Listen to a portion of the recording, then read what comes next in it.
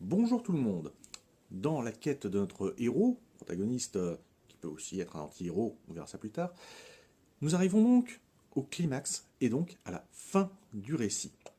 Le personnage a atteint ce qu'il désirait, il a découvert qu'il avait besoin de véritablement autre chose, il s'est mis en quête de cette autre chose, et bien là, maintenant, on arrive à ce qu'on appelle le climax.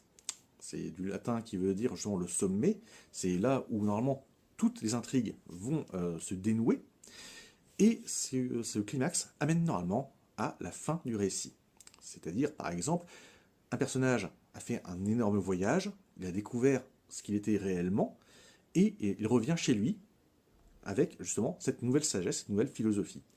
C'est l'idée de base d'Aristote, c'est que justement un être humain doit grandir, doit changer, doit s'améliorer, afin d'atteindre un niveau supérieur de sagesse, de maturité, et pour ça justement il doit passer des épreuves.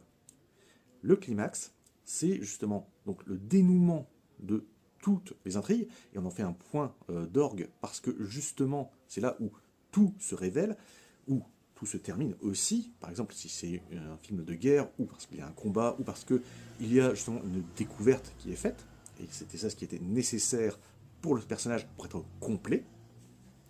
Et ensuite, il y a donc la fin, qui, elle, par contre, permet au personnage transfiguré de pouvoir revenir à son point de départ, mais justement en ayant appris quelque chose, en ayant obtenu quelque chose, en étant véritablement un nouveau personnage. C'est le schéma de base de la narration. Évidemment, il y en aura d'autres, et nous les explorerons par la suite.